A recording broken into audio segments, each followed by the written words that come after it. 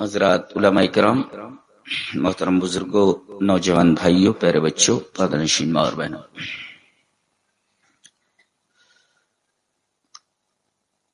میں سمجھتا ہوں کہ اس جلسے کا بنیادی مقصد کسی مسجد کا تعاون ہے۔ میں نے آج مسجد ہی کو اپنا عنوان منتخب کیا ہے۔ میں یہ بتانا چاہتا ہوں کہ اسلام میں مساجد کی اہمیت کیا ہے۔ جی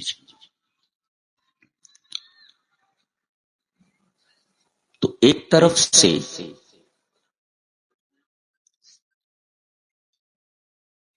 دلائل کو ذہن میں بٹھاتے رکھیں۔ ایک تو مساجد ہمیں اسلام کا سب سے اہم جو نقطہ ہے اس نقطے پر لا کر کھڑا کرنا چاہتی ہے۔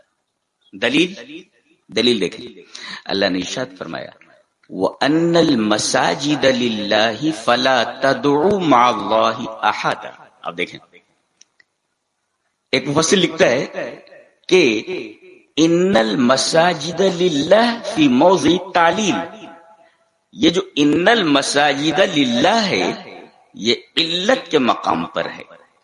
کیا مطلب یہ ہے والتقدیر فلا تدعوا مع اللہ احدا غیرہ لان المساجد للہ۔ نہیں سمجھا؟ مشائخ نے بتایا کہ میری تقریر سمجھنے کے لیے تھوڑا بہت علم ہونا ضروری ہے۔ جی تو بتایا گیا کہ وَأَنَّ الْمَسَاجِدَ لِلَّهِ یہ علت کی جگہ پر ہے، یعنی اللہ نے یہ فرمایا ہے کہ تم اللہ کے علاوہ کسی کی عبادت نہ کرو۔ کیوں؟ اس لیے کہ مسجدیں اللہ کی ہیں۔ جب مسجدیں اللہ کی ہیں تو اللہ کے علاوہ کسی کی عبادت کیسے ہو سکتی ہے؟ ایسا کیسے؟ گھر میرا ہو اور باتیں آپ کی مانی جائیں؟ گھر میرا ہے تو بچوں پر میرا حکم چلے گا نا۔ بچوں کو چاہیے کہ میری باتیں مانیں، بیوی میرے کہنے پر چلے، بچے میرے کہنے پر چلیں، گھر کے افراد میرے کہنے پر چلیں، اس لیے کہ گھر میرا ہے۔ ایسا کیسے کہ گھر میرا ہو اور حکم کسی اور کا چلے؟ یہ دیکھیں کتنی عجیب بات ہے۔ وَأَنَّ الْمَسَاجِدَ لِلَّهِ، یہ علت ہے کہ جب مسجدیں یہ اللہ کی ہیں تو پھر یہاں عبادت صرف اور صرف اللہ کی ہونی چاہیے۔ فَلَا تَدْعُوا مَعَ اللَّهِ أَحَدًا غَيْرَهُ لِأَنَّ الْمَسَاجِدَ لِلَّهِ۔ اور یہاں دعا وَمَعْنَى الدُّعَاءِ هُنَا الْعِبَادَةِ، یہ جو کہا گیا نا فَلَا تَدْعُوا مَعَ اللَّهِ، اللہ کے علاوہ کسی سے دعا مت کرو، یہاں دعا عبادت کے معنی میں ہے۔ خلاصہ یہ نکلا کہ اللہ کے علاوہ کسی کی عبادت جائز نہیں ہے، اس کی تعلیم مسجد میں دی۔ دوسری چیز، آدمی کا دل طاہر ہونا چاہیے۔ جی، آدمی کا دل طاہر ہو، پاک ہونا چاہیے، اس لیے کہ جب تک دل پاک نہ ہو تو شرک بھی اپنی جگہ بنا لے گا، بدعتیں بھی اپنی جگہ بنا لیں گے، معاصی اور فسق و فجور اپنی جگہ بنا لیں گے، اس لیے کہ دل پاک نہیں ہے۔ دل پاک نہیں ہے تو دل کو پاک کرنے کی کوئی جگہ ہے؟ جی ہاں، دل کو پاک کرنے کے مقامات یہ مساجد ہیں۔ دلیل یہ آیت کریمہ لا تقم فیہ ابدا لمسجد اسس علی التقوی من اول یوم احق ان تقوم فیہ رجال یحبون ان یتطہروا واللہ یحب المتطہرین۔ یہ مسجد تقوی کی بات کہی جا رہی ہے کہ اس کی بنیاد خالص تقوی پر ہوئی ہے، مسجد نبی کی یا مسجد تقوی کی۔ یہاں ایسے لوگ رہتے ہیں، فیہ رجال، یہاں ایسے لوگ رہتے ہیں کہ یحبون ان یتطہروا، کہ وہ چاہتے ہیں کہ وہ پاکی حاصل کریں۔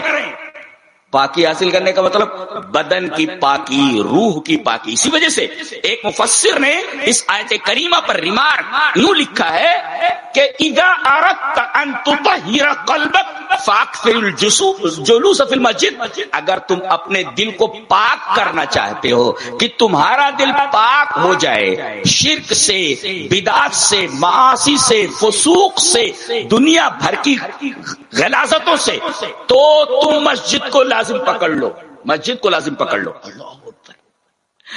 ایک عجیب بات ہے کہ آدمی ایمان میں داخل ہوتا ہے، ایمان میں، اور یہ ایمان میں داخلہ یہ سبب جنت ہے۔ جی دلیل لے لے پہلے، دلیل یہ حدیث پاک۔ وعن ابی ہریرہ رضی اللہ تعالی عنہ قال قال رسول اللہ صلی اللہ علیہ وسلم لا تدخلون الجنة حتى تؤمنوا ولا تؤمنوا حتى تحابوا اولا ادلکم علی شیء اذا فعلتموه تحاببتم افشوا السلام بینکم، رواہ مسلم فی کتاب الایمان۔ حضرت امام مسلم رحمہ اللہ اس حدیث کو ایسے ہی کتاب الایمان کے اندر لائے، راوی حضرت ابو ہریرہ ہیں۔ حضرت ابو ہریرہ فرماتے ہیں کہ نبی اکرم صلی اللہ علیہ وسلم نے ارشاد فرمایا تم جنت میں داخل نہیں ہو سکتے جب تک کہ تم ایمان والے نہ ہو جاؤ۔ گویا کہ جنت میں دخول کے لیے ایمان شرط اولی ہے۔ اگر آدمی ایمان والا ہے تو جنت میں اس کا داخلہ ہوگا، اگر ایمان نہیں ہے تو جنت میں داخلہ نہیں ہوگا۔ اس لیے کہ صاف فرما دیا گیا لا تدخلون الجنت حتى تؤمنوا، تم جنت میں داخل ہو ہی نہیں سکتے جب تک تم ایمان والے نہ ہو جاؤ۔ اچھا یہ ایمان کہاں ملتا ہے، یا ایمان کی یہ بیٹری کہاں چارج ہوتی ہے؟ آئیے دیکھتے ہیں ایک حدیث پاک۔ حدیث اس طرح وان ابی عثمان قال کتب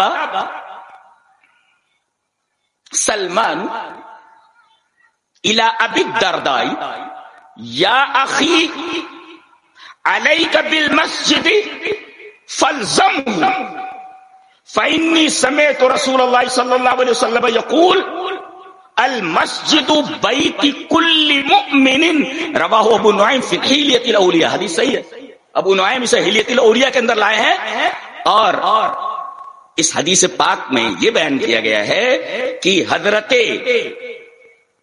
ابو عثمان یہ کہتے ہیں کہ سلمان فارسی رضی اللہ تعالی عنہ نے حضرت ابو دردہ کے پاس یہ خط لکھا، کتب سلمان الی ابی الدرداء، مشہور صحابی حضرت ابو دردہ رضی اللہ تعالیٰ عنہ کے پاس انہوں نے یہ خط لکھا اور یوں خطاب کیا یا اخی، اے میرے بھائی، علیک بالمسجد، مسجد سے اپنا تعلق برقرار رکھ، بلکہ فالزمہ، لازم پکڑ لے۔ لزوم کا مطلب کیا ہوتا ہے سمجھاؤں؟ جیسے چاند نکلا ہوا ہو تو اس کے لیے چاندنی لازم ہے، سورج نکلا ہوا ہو تو اس کے لیے روشنی اور حرارت لازم ہے۔ جیسے سورج سے روشنی اور حرارت جدا نہیں ہوتی اور چاند سے اس کی چاندنی اور لطافت جدا نہیں ہوتی، ایسے ہی مومن سے مسجد جدا نہیں ہو سکتی اور مسجد مومن سے جدا نہیں ہو سکتی۔ المسجد بیت کل مومن، میرے بھائی تم مسجد کو لازم پکڑ، فالزمہ، یعنی تم مسجد کے بغیر رہ ہی نہ سکے، جیسے چاند بغیر چاندنی کے نہیں ہوتا، اس لیے کہ چاندنی چاند کے لیے لازم ہے، ایسے ہی تم مسجد کو لازم پکڑ لے، تم مسجد کے بغیر رہ ہی نہ سکے، اس طرح لازم پکڑ۔ کیوں؟ دلیل دے رہے ہیں وہ، فإنی سمعت رسول اللہ صلی اللہ علیہ وسلم۔ عزیزم جمیل اختر شفیق میرے دل کے بہت قریب ہیں اور بہترین عالم ہے، الحمدللہ بہترین عالم ہے۔ ایک تو سرکاری ٹیچر بھی ہیں، اللہ کا بڑا احسان ہے، دوسرے مفسر ہیں، مقرر ہیں، شاعر ہیں، بہت ساری خوبیوں کے مالک ہیں۔ اللہ دن بدن روز بروز ان کے علم میں، تقوی میں، صحت میں اللہ تبارک و تعالی ترقی عطا فرمائے۔ جی تو میں کیا کہنے جا رہا تھا؟ جی فالزم، تو مسجد کو تو لازم پکڑ، انہوں نے بھی یہی کہا کہ اہل حدیث کا منہج یہ ہے کہ وہ ہر بات جو کہتا ہے وہ دلیل کے تناظر میں کہتا ہے، دلیل کی روشنی میں کرتا ہے، کوئی بات بغیر دلیل کے نہیں کہتا۔ فلاں صاحب یہ کر رہے تھے، فلاں صاحب جنگل میں گھوم رہے تھے، فلاں صاحب کشتی کے اوپر چل رہے تھے، فلاں صاحب مردے کو زندہ کر رہے تھے، فلاں صاحب بھاگے تو مردے اٹھ کر بھاگنے لگے، یہ ساری باتیں فضول قسم کی ہے۔ ہر قول کے پیچھے دلیل ہونی چاہیے۔ اسی وجہ سے امام بخاری نے باب باندھا ہے، باب العلم قبل القول والعمل۔ یہ باب ہے یہ بتانے کے لیے کہ بولنے سے پہلے اور عمل کرنے سے پہلے علم کا ہونا ضروری ہے۔ جی آپ بولیے تو علم کی روشنی میں بولیے، آپ کوئی کام کیجئے تو علم کی روشنی میں کیجئے۔ دیکھیے یہاں حضرت سلمان فارسی ابو دردہ کو ایک نصیحت کر رہے ہیں، اور وہ نصیحت جو کر رہے ہیں اس پر نبی کی حدیث لا رہے ہیں کہ میں جو یہ حدیث بول رہا ہوں، میں جو یہ بات کہہ رہا ہوں، ایک حدیث کی روشنی میں کہہ رہا ہوں۔ علیک بالمسجد فالزمہ، کیوں؟ فإنی سمعت رسول اللہ صلی اللہ علیہ وسلم یقول، میں نے جناب محمد رسول اللہ صلی اللہ علیہ وسلم کو یہ فرماتے سنا ہے، کیا؟ المسجد بیت کل مؤمن، کہ مسجد یہ ہر ایمان لانے والے ہر مومن کا گھر ہے، اور یہی ایمان، جیسا کہ ابھی مسلم کی روایت میں معلوم ہوا کہ اس ایمان کے بغیر آدمی جنت میں داخل نہیں ہو سکتا، لہذا جنت میں داخل ہونا ہو تو مسجد کو لازم پکڑ لو۔ یہ نتیجہ نکلا اس بحث کا اور اس حدیث پاک کا۔ جی ایک منظر اور دیکھیں اس حدیث کی روشنی میں۔ حدیث اس طرح، وعن ابی ہریرہ رضی اللہ تعالی عنہ ان رسول اللہ صلی اللہ علیہ وسلم قال لعن اللہ اليہود اتخذوا قبور انبیائهم مساجد، رواہ البخاری فی کتاب الصلاۃ۔ حضرت امام بخاری رحمہ اللہ اس حدیث کو کتاب الصلاۃ کے اندر لائے۔ جی دیکھیے حضرت ابو ہریرہ فرماتے ہیں کہ نبی اکرم صلی اللہ علیہ وسلم نے ارشاد فرمایا کہ اللہ یہودیوں پر لعنت کرے کہ انہوں نے انبیاء کے مرنے کے بعد، اس لیے کہ سارے انبیاء کرام انہی میں آئے ہیں، یہ اتنی بدبخت قوم ہے، یہ انبیاء کی اولاد ہے، لیکن آج پوری دنیا کے لیے سردرد بنی ہوئی ہے۔ یہ کیسی اولاد ہے؟ یہ سلف کے خلف ہیں، یہ سپوتوں کے کپوت ہیں۔ یہ انبیاء کی اولاد اتنی خراب ہو سکتی ہے؟ انبیاء کی اولاد اتنی خراب؟ اللہ کے رسول نے لعنت فرمائی ان کے اوپر، اللہ نے ان کے اوپر لعنت لعن اللہ الیہود اتخذوا قبور انبیائہم مساجد، اللہ یہودیوں پر لعنت کرے کہ انہوں نے انبیاء کی قبروں کو مسجدیں بنا لی ہیں، سجدہ گاہ بنا لیا ہے۔ یہ حدیث بتا رہی ہے کہ المسجد شیء والقبر شیء آخر، کہ مسجد ایک الگ چیز ہے، قبر ایک الگ چیز ہے۔ جس جگہ جس مسجد میں قبر ہو اس مسجد میں نماز پڑھنا جائز نہیں ہے، اس لیے کہ اللہ کی عبادت اور غیر اللہ کی عبادت دونوں جمع نہیں ہو سکتی۔ جی مسجد صرف اللہ کے لیے، وَأَنَّ الْمَسَاجِدَ لِلَّهِ لَعَنَ اللَّهُ الْيَهُودَ اتَّخَذُوا قُبُورَ أَنْبِيَائِهِمْ مساجد، انہوں نے انبیاء کی قبروں کو سجدہ گاہ بنا لیا۔ یہ بتایا گیا ہے کہ مسجدیں الگ شے ہیں، المسجد شیء والقبر شیء آخر۔ کیوں؟ اس لیے کہ اللہ زندہ ہے، یہ قبر والا تو مردہ ہے، اور لا يستوي الاحياء والاموات، مردے اور اسی جگہ مردے کی عبادت ہو رہی ہے، کیسے جائز ہو سکتا ہے؟ عقل بھی اس کو تسلیم نہیں کرتی، فطرت بھی اس کو تسلیم نہیں کرتی۔ یہ دیکھیے اب تو مسجدیں توحید کا درس دیتی ہیں۔ دیکھیے یہ بتایا گیا اللہ یہودیوں کو لعنت کرے، انہوں نے انبیاء کی قبروں کو سجدہ گاہ بنا لیا، مسجدیں بنا لی انہوں نے، قبور انبیاء مساجد۔ بتایا یہ گیا کہ المسجد شیء خالص لعبادت اللہ والقبر شیء آخر، یہ قبر ایک دوسری چیز ہے، یعنی یہ دونوں چیزیں ایک جگہ جمع نہیں ہونی چاہیے۔ تو گویا کہ مسجدیں جگہ جگہ توحید کی تعلیم دیتی ہیں، اللہ توحید کی تعلیم دیتی ہیں۔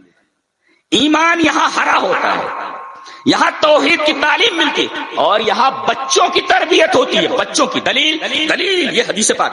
وعن ابی قتادہ الانصاری رضی اللہ تعالی عنہ قال كان رسول الله صلى الله عليه وسلم كان يصلي وهو حامل امامۃ بنت زینب بنت رسول اللہ صلی اللہ علیہ وسلم ولی ابی العاص بن ربیعۃ ابن عبد شمس فاذا سجد وضعها واذا قام حملها رواہ البخاری فی کتاب الصلاۃ. حضرت امام بخاری رحمہ اللہ اس حدیث کو ایسے ہی بخاری شریف کتاب الصلاۃ میں لائے ہیں، اور راوی حضرت قتادہ انصاری ہیں. ابو قتادہ انصاری فرماتے ہیں کہ نبی اکرم صلی اللہ علیہ وسلم جب نماز پڑھتے تو آپ کی جو نواسی ہیں، بڑی بیٹی زینب کی بیٹی ہیں یہ، اور ان کے والد جو ہیں وہ ابو العاص رضی اللہ تعالیٰ عنہ، یہ بعد میں ایمان لائے جی. تو آپ نماز پڑھتے ہوتے اور یہ دوڑتی آ جاتی ہے چھوٹی سی حضرت امامہ رضی اللہ تعالیٰ عنہا، آپ کی نواسی. یہ بچوں کو ہٹا دو یہاں سے، تم لوگ ہٹ جاؤ یہاں سے، ہٹاؤ بچوں، چلو نکل جاؤ، نکلو یہاں سے جی.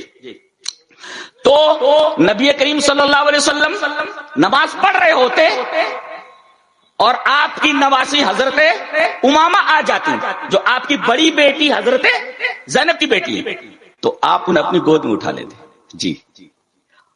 جب سجدے میں جاتے تو انہیں ایک طرف بٹھا دیتے اور بیٹھ جاتے، اور جب آپ سجدے سے کھڑے ہوتے تو اپنی نواسی کو اپنے گود میں اٹھا لیتے. دیکھیے ہاتھ باندھے ہوئے ہیں اور اپنی نواسی کو اٹھائے ہوئے.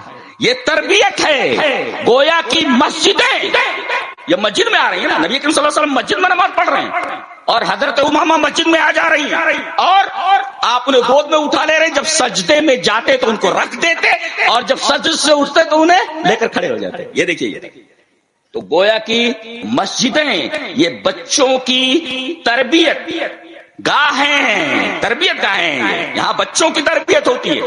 اور ایک حدیث میں ہے کہ ایک نوجوان اپنی جوانی اللہ کی عبادت میں اس وقت لگائے گا جب ایک چیز پائی جائے، کیا؟ اس کی پرورش اللہ کی عبادت میں ہوئی ہو. دلیل یہ حدیث پاک. وعن ابی ہریرہ رضی اللہ تعالی عنہ عن النبی صلی اللہ علیہ وسلم قال سبعۃ یظلهم اللہ فی ظلہ یوم لا ظل الا ظلہ الامام العادل والشاب نشأ بعبادۃ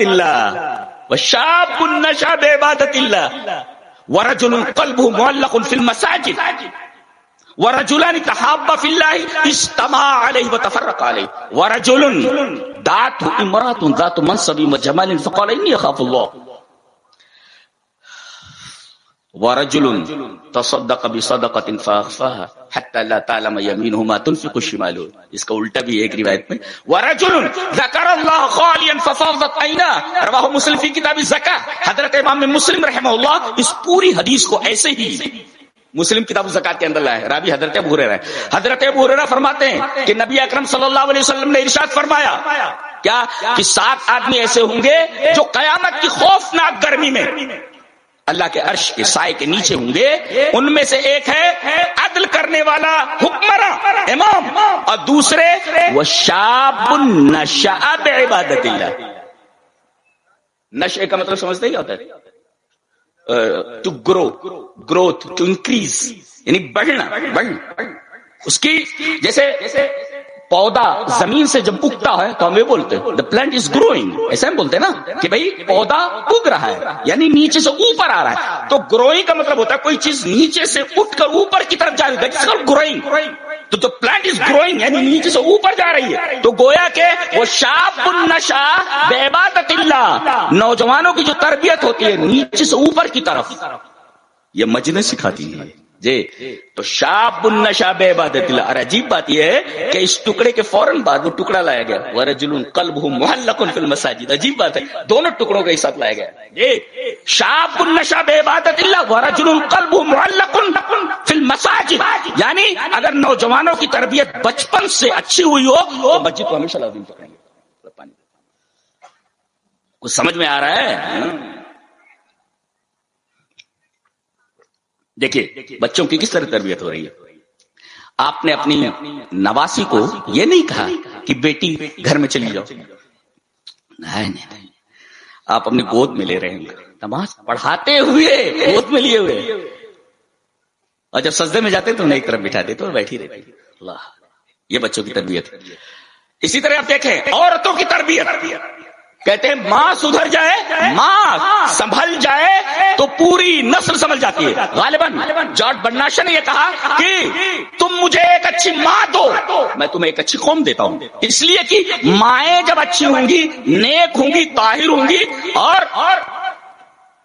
حوصلے والی ہوں گی تو بچے بھی ایسے حوصلہ مند پیدا ہوتے ہیں. جی تم مجھے ایک اچھی ماں دو، میں تمہیں ایک اچھی قوم دیتا ہوں. نبی کریم صلی اللہ علیہ وسلم نے فرمایا، حدیث اس طرح، وعن ابن عمر رضی اللہ تعالی عنہما ان رسول اللہ صلی اللہ علیہ وسلم قال لا تمنعوا اماء اللہ مساجد اللہ، لا تمنعوا اماء اللہ مساجد اللہ.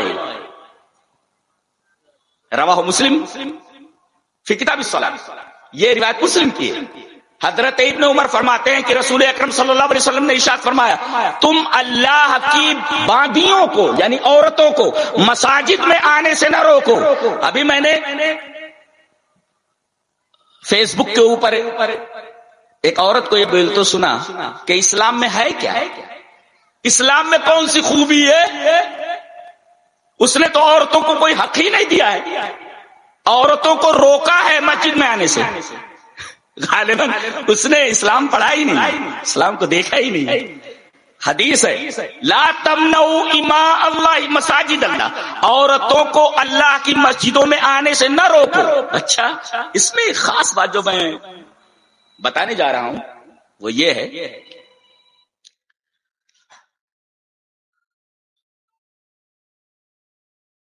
کہ مردوں سے کہا کہ عورتیں مسجد میں نماز کے لیے جانا چاہیں تو روکو نہیں. اچھا، اور عورتوں سے یہ کہا کہ تم مسجد میں جاؤ تو 3 شرطوں کے ساتھ. غور سے دیکھیں، یہ بہت سارے سوالات کے جوابات ہیں. اولاً عورت اجازت طلب کرے، اذن الزوج، شوہر سے اجازت مانگے کہ میں مسجد جانا چاہتی ہوں، ایک. اور دوسرے لا تخرج مطیبتن، خوشبو لگا کر باہر نہ نکلے کہ اس کی خوشبو کا تعاقب کرتے ہوئے کسی انسان کی نگاہیں اس عورت کے اوپر پڑے تو لا تخرج مطیبتن، خوشبو لگا کر عورت باہر نہ نکلے کہ لوگ اس خوشبو کا تعاقب کرتے ہوئے عورت کے سراپا کے اوپر نظر ڈالیں تو خوشبو لگا کر نہ نکلے، ایک. دوسرے اذن الزوج، شوہر کی اجازت لے کہ میں جا رہی ہوں. اور تیسرے عدم الفتنہ، فتنے کا خوف نہ ہو. آج دیکھو کتنی عورتیں ہیں جنہوں نے اپنے شوہروں کی اجازت کے بغیر اور فتنے کو سامنے نہ رکھتے ہوئے اپنی عزتیں گنوا کر بیٹھ گئی ہیں. چل رہا ہے، شوہروں نے ان کو بے لگام چھوڑ دیا، انہوں نے اپنے شوہروں سے کہیں جانے کے لیے اجازت نہیں لی، نتیجہ باباؤں کے پاس پہنچ گئی. نہ عزت بچی، نہ منصب بچا، نہ وقار بچا. اسلام چاہتا ہے کہ ایسا قانون ان کے سامنے رکھے کہ تاکہ یہ باوقار رہیں، باعظمت رہیں اور یہ اپنی حیا کو برقرار رکھیں. اسی طریقے سے جیئیں تو سر اٹھا کر جیئیں، حیا کے ساتھ جیئیں. حیا ختم ہو گئی عورت کی تو کیا رہ گیا اس کی زندگی میں؟ کچھ نہیں. اللہ اکبر. اور آپ کو معلوم ہے کیا کیا بتاؤں میں آپ کو. حضرت موسیٰ علیہ السلام نے حضرت شعیب کی لڑکی سے جو شادی کی، جانتے ہیں، سے حیا کی بنا پر تمشی علی استحیاء. اللہ تبارک و تعالیٰ نے اس بچی کی جو صفت ہے نمایاں وہ واضح فرمائی کہ اس بچی کے اندر حیا تھی، اور اس بچی کے اندر حیا ہونے کی وجہ سے یہ بیوی بنی ایک جلیل القدر نبی کی. دیکھو حیا نے اس کو کہاں تک پہنچایا. تو اسلام یہ چاہتا ہے کہ تم جب مسجدوں میں جاؤ تو شوہر سے اجازت لو، ایک کہ تاکہ شوہر کو پتا رہے تم گئی کہاں ہو، کہیں ادھر ادھر تو نہیں بھٹکی ہو کہ جس سے تمہارے وقار پر حرف آئے، تمہاری عزت چلی جائے، تمہاری حیا دموں پر لگ جائے. کتنی شاندار بات ہے. عقل بھی تسلیم کرتی ہے، فطرت بھی تسلیم کرتی ہے، شریعت بھی تسلیم کرتی ہے، ساری چیزیں تسلیم کرتی ہے. اذن الزوج، عورت باہر نکلے تو شوہر کی اجازت لے، مسجد میں بھی جائے تو اجازت لے. ایک لا تخرج مطیبۃ، خوشبو لگا کر نہ جائے. اللہ اکبر، تاکہ لوگ اس کی طرف متوجہ نہ ہو. تیسرا عدم الفتنہ، فتنے کا اگر کہیں خوف ہو نہ جائے. دے تو ان تین شرائط کو سامنے رکھتے ہوئے عورت مسجد جا سکتی ہے. تو مردوں کے جذبات کا خیال رکھا گیا کہ عورت چونکہ اس کے ماتحت ہے لہذا اس سے اجازت لے تب جائے، اور عورتوں کے جذبات کا خیال اس طرح رکھا گیا کہ مردوں کو حکم دیا گیا لا تمنعوا اماء اللہ مساجد اللہ. دونوں کے جذبات کا احترام کیا گیا. یہ ہے شریعت. کہتے ہیں شریعت ہے کیا ہے اللہ. اور فتنے کے بارے میں، ادھرم جب بڑھ جائے زیادہ تو عورتوں کی حیا، عورتوں کی عزت، عورت کی ناموس کہاں باقی رہتی ہے؟ یہ تو گیتا میں بھی کہا گیا ہے. چلیے پڑھ لیتے ہیں. ادھرما بھیبھوات کرشنا پدوشینتی کلستیہ استریشو دشٹاشو واشنیہ جایتے ورن سنکرہ. اس کو پنڈت ہی پڑھ سکتا ہے اس طرح، جو گرامر جانتا ہے وہی پڑھ سکتا ہے، دوسرا نہیں پڑھ سکتا. رٹ کر کے کوئی نہیں پڑھ سکتا اس کا. جی جی جی جی پھر تو پڑھتا ہوں. ادھرما بھیبھوات کرشنا پدوشینتی کلستیہ استریشو دشٹاشو واشنیہ جایتے ورن سنکرہ. ادھرم کے بڑھ جانے کی وجہ سے، جب دھرم رہی نہ جائے تو ادھرم کے بڑھ جانے کی وجہ سے اونچے خاندان کی جو عورتیں ہیں، کل استری یعنی اونچے کل کی، بڑے خاندانوں کی جو عورتیں ہیں یہ پردوشت ہو جاتی ہیں، خراب ہو جاتی ہیں. پردوشت کا مطلب کیا ہوا؟ خراب ہو جاتی ہے. اور استریشو دشٹاشو، عورت اگر دشت ہو جائے، استری اگر دشت ہو جائے تو خرابی کیا لازم آتی ہے؟ جایتے ورن سنکرہ. جی ہو جاتا ہے، جایتے مانے ہو جاتا ہے. جی کیا ہو جاتا ہے؟ ورن سنکرہ. ورن کا مطلب ہوتا ہے نسل، اور سنکر کا مطلب ہوتا ہے مخلوط، یعنی دوگلی نسل پیدا ہوتی ہے. یہ دیکھیے، یعنی اونچے خاندان کی عورتیں اگر دشت ہو جائے، بری ہو جائے تو مخلوط نسل پیدا ہوتی ہے، دوگلی نسل پیدا ہوتی ہے. گیتا میں منع کیا گیا. دیکھو، یعنی گیتا بھی یہ کہتی ہے کہ بھئی عورتیں اپنی عزت کی حفاظت کریں، یہ دشت نہ بنے. لیکن ان کو حجاب سے تکلیف ہے، ان کو عورتوں کے حجاب سے تکلیف ہے، پردے سے تکلیف ہے، اور بہت ساری چیزوں سے تکلیف ہے. یعنی یہ چاہتے ہیں کہ عورتیں بے حیا ہو کر کے یہ محفلوں کی رونق بنے. منع کیا گیا. استری دشت نہیں ہونی چاہیے. ادھرما بھیبھوات کرشنا پدوشینتی کلستیہ استریشو دشٹاشو واشنیہ جایتے ورن سنکرہ. دوگلی نسل پیدا ہوتی ہے اگر عورتوں کو کنٹرول میں نہ رکھا جائے، فتنے میں مبتلا ہو جائیں گے. ادھرم بڑھ جائے تو ایسا ہی ہوتا ہے.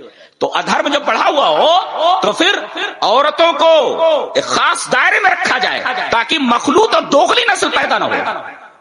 تو تم کو پردے سے کیا تکلیف ہے بھائی؟ اور پردے سے تکلیف تھی، دیکھیں کیسے کیسے مشکلات میں عورتیں مبتلا ہو گئی. ان کا وقار چھن گیا، عزت چلی گئی، منصب اور عہدہ چلا گیا. دیکھ ہی رہے. ابھی حدیث دیکھیں، لا تمنعوا اماء اللہ مساجد اللہ. اللہ کی مسجدوں سے اللہ کی بادیوں کو نہ روکو. یعنی عورت کے جذبات کا لحاظ کیا گیا کہ مرد سے اجازت لیں تو مرد اجازت دے دیں.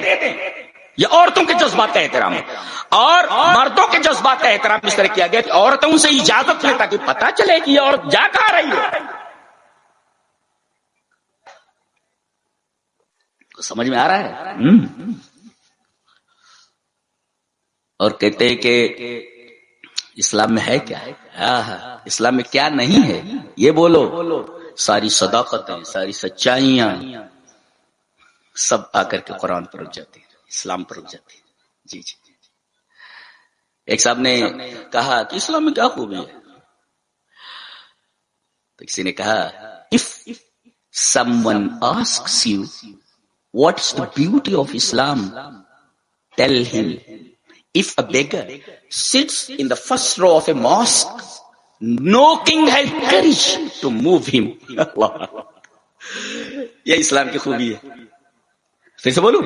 If someone asks you, what is the beauty of Islam? Tell him, if a beggar sits in the first row of a mosque, no king has courage to move him. اسلام کی خوبی یہ ہے, اگر کوئی پوچھے کہ کیا ہے, what is the beauty of Islam, اسلام کی خوبی کیا ہے, ٹیل ہم, اسے بتاؤ کہ اگر ایک بھکاری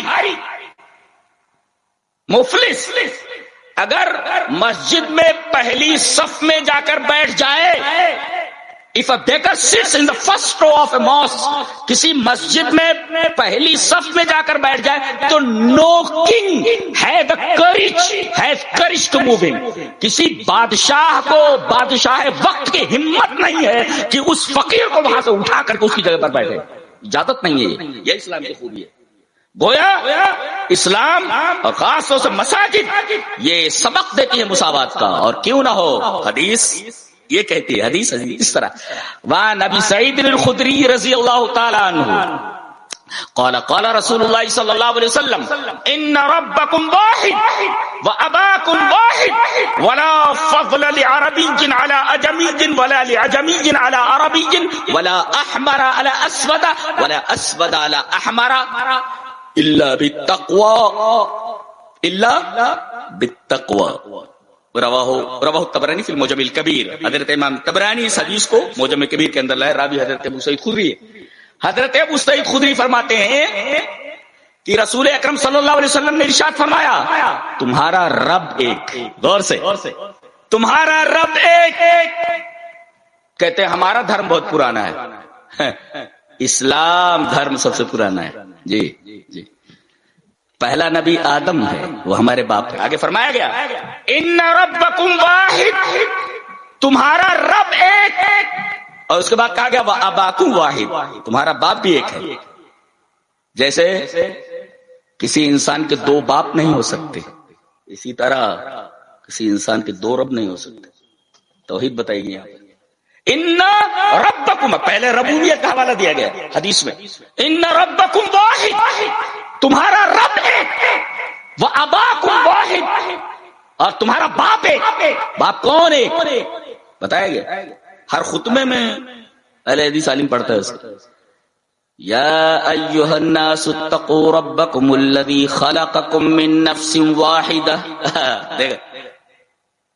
ایک نفس سے تم کو پیدا کیا گیا ہے, سارے انسان اسی ایک نفس سے ہیں. کون ہے وہ؟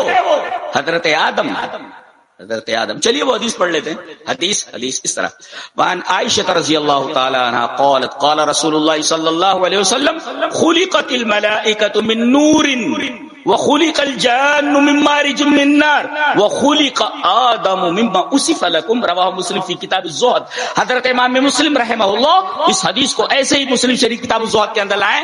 راوی حضرت عائشہ رضی اللہ تعالی عنہا. حضرت عائشہ فرماتی ہے کہ نبی اکرم صلی اللہ علیہ وسلم نے ارشاد فرمایا کہ ملائکہ کو نور سے پیدا کیا گیا ہے, وخلق الجان من مارج من نار, اور جنوں کو آگ کے شعلے سے پیدا کیا گیا ہے, وخلق آدم مما اصف لكم. وہ جو تمہارا باپ ایک ہے وہ یہی ہے آدم. وخلق آدم مما اصف لكم, اور آدم کو اس چیز سے بنایا گیا جو تم سے بیان کر دیا گیا ہے. خلقکم من تراب, خلقہ من تراب, آدم کو مٹی سے بنایا گیا ہے. جی, تو سب سے پہلا انسان اس دنیا میں آیا وہ آدم, اور آدم کی اولاد ہم, اور بالاجماع اس پر اجماع ہے امت کا کہ حضرت آدم علیہ السلام اللہ کے نبی تھے. ظاہر ہے کہ پہلا انسان اس دنیا میں آدم, اور اجماع ہے اس بات پر کہ آدم جب پہلے انسان ہے تو پہلا نبی ہے, پہلی شریعت انہی کی ہے, لہذا سب سے پرانا دھرم اگر کوئی ہے تو وہ اسلام ہے. ثابت ہے. جی, تو ان ربکم واحد, تمہارا رب ایک, واباکم واحد. ایسا کیسے؟ جیسے کسی انسان کا دو باپ نہیں ہو سکتا, ایسے ہی کسی آدمی کا دو رب نہیں ہو سکتا, پالنے والا ایک نہیں ہو سکتا. عجیب بات ہے. ہزاروں لاکھوں کو رب بنا کر بیٹھے ہوئے, یہ دیتا ہے وہ دیتا ہے, یہ دیتا ہے وہ دیتا ہے. یہاں کہا گیا تمہارا رب ایک, دینے والا ایک. جیسے تمہارا باپ ایک ہے. اور ولا فضل لعربی علی اجمی، کسی عربی کو اجمی پر فضیلت نہیں. ولا لعجمی علی عربی، کسی اجمی کو عربی کو پر فضیلت نہیں. ولا احمر علی اسود، کسی گورے کو کالے پر فضیلت نہیں. ولا اسود علی احمر، کسی کالے کو گورے پر فضیلت نہیں. الا بالتقوی، دیکھا جائے گا کہ اللہ سے ڈرنا کس کے اندر زیادہ پایا جاتا ہے، وہ بڑا ہوتا ہے. یہاں کوئی چھوٹا اور کوئی بڑا نہیں ہوتا. جی جن قوموں کو یہ کہا جاتا ہے کہ یہ اچھوت ہیں، اسلام لے آئیں تو دونوں بھائی کی طرح ایک ہی برتن میں بیٹھ کر کھائیں، ایک ہی جگہ نماز پڑھ سکتے ہیں. دونوں میں کوئی فرق نہیں اسلام کرتا. جی دونوں میں کوئی فرق نہیں کرتا ہے. کسی عربی کو اجمی پر، کسی پڑھے لکھے کو کسی جاہل پر جی فضیلت نہیں ہے اگر تقوی نہیں ہے تو. اور یہاں تو اگر کسی جگہ بھگوان سے ملانا ہو تو وہاں پر کئی گروپ ہیں. بڑے آدمی کو پہلے درشن دے دیا جاتا ہے، چھوٹے آدمی کو لائن میں لگا دیا جاتا ہے. ایسا نہیں ہوتا مسجد کے اندر. دیکھو اگر کوئی بھکاری بھی مسجد کی پہلی صف میں بیٹھ جائے تو کنگ بھی اس کو اٹھا نہیں سکتا. یہاں تک دیکھا گیا کہ وہاں کے جو بادشاہ محمد سلمان، وہ پہلی صف میں غریب کے پاس بیٹھے ہوئے ہیں، نہیں اٹھا سکتے اس کو اپنی جگہ سے. ایسا چلے گا کیا کسی دوسری قوموں کے اندر؟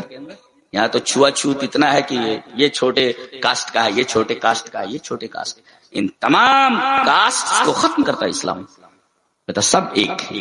جی کسی کالے کو گورے پر، کسی گورے کو کالے پر فضیلت نہیں. عربی کو اجمی پر، اجمی کو عربی پر فضیلت نہیں. کیوں؟ اس لیے کہ سب کا رب ایک، سب کا باپ ایک.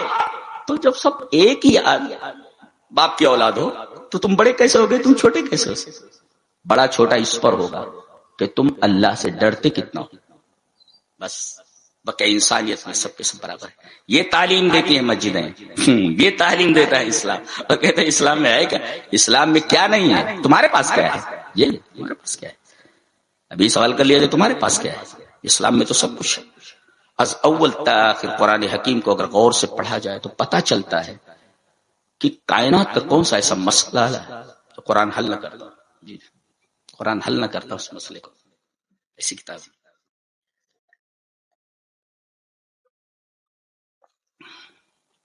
مسجد کی فضیلت پر حضرت عبداللہ ابن عباس رضی اللہ تعالیٰ عنہما کی یہ روایت دیکھیں کہ وعن ابن عباس رضی اللہ تعالیٰ عنہما قال المساجد بیوت اللہ فی الارض تضیء لأہل السماء کما تضیء نجوم السماء لأہل الارض.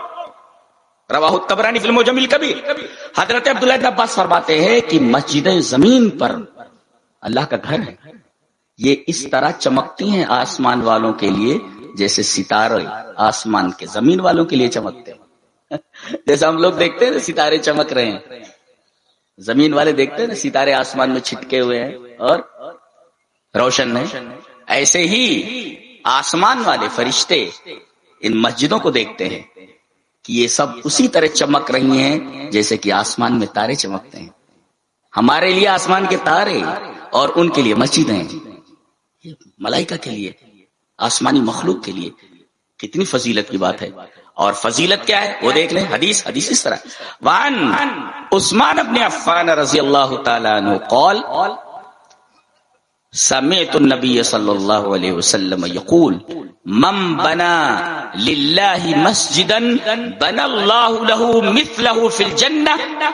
رواہ الترمذی فی ابواب الصلاۃ. حضرت امام ترمذی سے کتاب الصلاۃ کے اندر لائے ہیں. راوی حضرت عثمان بن عفان ہے جو نبی کریم صلی اللہ علیہ وسلم کے داماد محترم ہیں. وہ فرماتے ہیں کہ نبی اکرم صلی اللہ علیہ وسلم کو میں نے بیان فرماتے سنا کہ جس آدمی نے اللہ کے لیے کوئی گھر بنا دیا، مسجد بنا دی، تو اللہ تبارک و تعالی ویسے ہی جنت میں اس کے لیے گھر بناتا ہے. ایک نکتہ بتاؤں، آج دنیا میں بچہ ہو پڑھنے کے لیے جا رہا ہے، نوجوان ہے محنت کر رہا ہے، ہم لوگ ہیں ادھیڑ عمر کے لوگ وہ نہ کسی چیز میں لگے ہوئے ہیں. جی کیوں لگے ہوئے؟ Everyone is running after success. ہر آدمی چاہتا ہے Everyone is running to achieve, to receive, to get success. ہر آدمی چاہتا ہے کہ ہم کامیاب ہو جائیں. یا آپ لوگ کیمرہ لگائے ہوئے ہیں, آپ کا بھی ایک مقصد کامیاب, کچھ پیسے مل جائے. اور بہت سارے لوگ یہاں آئے ہیں, ان کا بھی کوئی نہ کوئی مقصد. تو دنیا میں ہر آدمی, every one is running after success, کامیابی کے پیچھے دوڑ رہا ہے, ٹو اچیو سکسیس. کامیاب ہو جاؤں, کامیاب ہو جاؤں, کامیاب ہو جاؤں. What is success? لیکن کامیابی ہے کیا؟ کامیابی ہے کیا؟ وہ مسجد سے آواز آتی ہے, حی علی الفلاح. یہ مسجد بتاتی واٹ از سکسیس. کامیابی ادھر ہے, آؤ ادھر. اور فلاح کسے کہتے ہیں؟ دنیا کی کامیابی کون سی کامیابی؟ ایک ٹیم ہار گئی, بات نہیں ہوئی, جیت جا رہی ہے. دنیا کی کامیابی ہوتی ہے مل کر ختم ہو جاتی ہے. آدمی مر گیا, ڈاکٹری یہی رہ گئی, عہدہ یہی رہ گیا, منصب یہی رہ گیا. لیکن فلاح اس کامیابی کا نام ہے جو مل کر ختم نہ ہو. جی آواز کبھی سنا آپ نے؟ کبھی مطلب سمجھا کہ یہ مؤذن اذان کیا دیتا ہے, کس طرف بلا رہا ہے؟ حی علی الفلاح, کم ٹو سکسیس. آؤ کامیابی کی طرف. کون سی کامیابی؟ وچ سکسیس. کون سی کامیابی؟ جو مل کر ختم ہو. ایک دفعہ آپ نے پا لیا تو وہ کامیابی ختم نہ ہو, دیٹ از کالڈ فلاح. اس کو کہتے ہیں فلاح. اسی وجہ سے کہا گیا کہ ایمان جب آ گیا تو آدمی فلاح پا گیا. قد افلح المؤمنون, وہاں فلاح کہا گیا. فلاح, فلاح کسے کہتے ہیں؟ ایسی کامیابی جو مل کر ختم نہ ہو. ایسی کامیابی بیکار کامیابی ہوتی ہے جو ہاتھ آنے کے بعد چلی جائے. جوانی ایک طریقے کی نعمت ہے, لیکن یہ جوانی بھی چلی جاتی ہے. دولت ملی, وہ بھی ہاتھ سے نکل جاتی ہے. دولت ہے, ڈاکٹروں نے منع کر رکھا یہ چیز نہیں کھانا, وہ چیز نہیں کھانا. تو کامیابی مل کر ختم ہو جائے, یہ کوئی کامیابی نہیں ہے. مسجدوں سے آواز آتی ہے حی علی الفلاح, آؤ ایسی کامیابی کی طرف, ایسی سکسیس کی طرف جو مل کر کبھی ختم نہ ہو. اس کو کہتے ہیں اصل کامیابی. اور یہ مسجدیں پہلے جو ہے یہ تعلیم کا مرکز ہوا کرتی تھی, الگ سے مدرسے نہیں ہوتے تھے. چلیے وہ حدیث دیکھ لیتے. حدیث اس طرح, وعن ابی ہریرہ رضی اللہ تعالی عنہ عن رسول اللہ صلی اللہ علیہ وسلم قال من دخل مسجدنا هذا لیتعلم خیرا او لیعلمہ کان کالمجاہد فی سبیل اللہ ومن دخلہ لغیر ذلک کان کالناظر الی ما لیس لہ. یہ روایت مسند احمد کی روایت ہے, اور حضرت ابو ہریرہ سے وہ کہتے ہیں کہ رسول اللہ صلی اللہ علیہ وسلم نے ارشاد فرمایا کہ جو آدمی ہماری اس مسجد میں داخل ہو, کس لیے؟ لیتعلم خیرا, تاکہ کوئی بھلائی سیکھے, بھلائی سیکھے. عورتوں کو مسجدوں میں اس وجہ سے بلایا جاتا ہے تاکہ جس طرح مردوں کو علم مل رہا ہے زندگی گزارنے کا اور مرنے کے بعد کامیابی حاصل کرنے کا, اس لیے بلایا جاتا ہے تاکہ مردوں کے علاوہ عورتیں بھی کامیابی کی راہوں کو جان لیں, کامیابی کے طریقوں کو جان لیں. ایسے نہیں بلایا جاتا ان کو. مقصد یہی ہے کہ کامیابی سیکھیں اور اپنے بچوں کو اسی کامیابی کے راستے پر ڈالیں, اس لیے بلایا جاتا ہے. تو لیتعلم خیر, جو آدمی ہماری اس مسجد میں آئے تاکہ وہ کوئی خیر, کوئی اچھی بات سیکھے, او لیعلمہ, یا کوئی خیر کی بات سکھائے, تو کان کالمجاہد فی سبیل اللہ, تو وہ اللہ کی راہ میں جہاد کرنے والے کی طرح. اتنا بڑا ثواب ہے. یہ حدیث بتا رہی ہے کہ مسجدیں تعلیم گاہ ہیں, وہاں انہیں خیر کی بات بتائی جائے, انہیں تقویٰ اور طہارت کی بات سکھائی جائے, چاہے وہ مرد ہو اور پردے کے ساتھ عورتوں کو بھی. اس لیے کہ اصل زندگی تو مرنے کے بعد شروع ہونے والی ہے, زندگی تو کیسے بھی ختم ہو جا رہی. تو آخرت کی زندگی بنانے کے لیے عورتوں کو بھی بلایا جاتا ہے کہ تاکہ وہ تعلیم حاصل کریں. اور اسلام کوئی ایسی بات نہیں کہتا, کہتے ہیں اسلام میں عورتوں کو کوئی حق ہی نہیں دیا گیا ہے. اللہ اکبر. ایک نقطہ بتا کر کے میں اپنی بات ختم کروں گا. ابھی دیکھیے, ہمارے عورتوں سے شادی کے لیے ایک شرط ہوتی ہے, مہر. ولی تو ہوتا ہی ہے, بغیر ولی کی نکاح نہیں ہوتی. ایک شرط ہے مہر. مہر کو قرآن حکیم میں کیا کہا گیا ہے؟ نہلا کہا گیا, نہلا. وَآتُوا النِّسَاءَ صَدُقَاتِهِنَّ نِحْلَةً, تم عورتوں کو ان کے صدقات یعنی ان کے مہر کو دے دو نہلتن، یہ نہلا نہل سے، اور اسلام سے قرآن حکیم کی ایک سورہ نحل، ہنی بی، شہد کی مکھی، اسی سے یہ نہلا کیوں کہا گیا ہے؟ عورتوں کو ان کی مہر دے دو نہلتن، نہلتن کیا مطلب؟ جیسے یہ شہد کی مکھی جو ہوتی ہے، ان النحلۃ تعطی الاصل بلا مقابل دون عوض، جس طرح شہد کی مکھی شہد دیتی ہے تو آپ سے پیسہ لیتی ہے، فری میں آپ کو دے دیتی ہے، لگا دیا آپ جاتے توڑ کر کے لے آتے ہیں تو فری میں دیتی ہے، کچھ مقابل میں تھوڑی لیتی ہے۔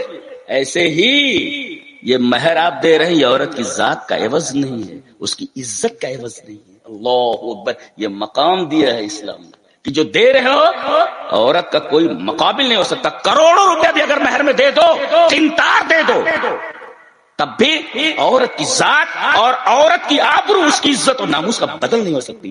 یہ ہے اسلام، اس کو اسلام کہتا ہے۔ اور کہتے حلالہ حلالہ حلالہ، ارے کہاں بھائی، حلالہ تو اسلام میں ہے ہی نہیں۔ چلیے وہ حدیث پڑھ دیتا ہوں۔ عبداللہ بن مسعود رضی اللہ تعالیٰ عنہ قال قال رسول اللہ صلی اللہ علیہ وسلم لعن اللہ المحلل والمحلل، رواہ احمد فی مسندہ۔ حضرت امام احمد رحمہ اللہ اس حدیث کو ایسے مسند احمد کے اندر لائے۔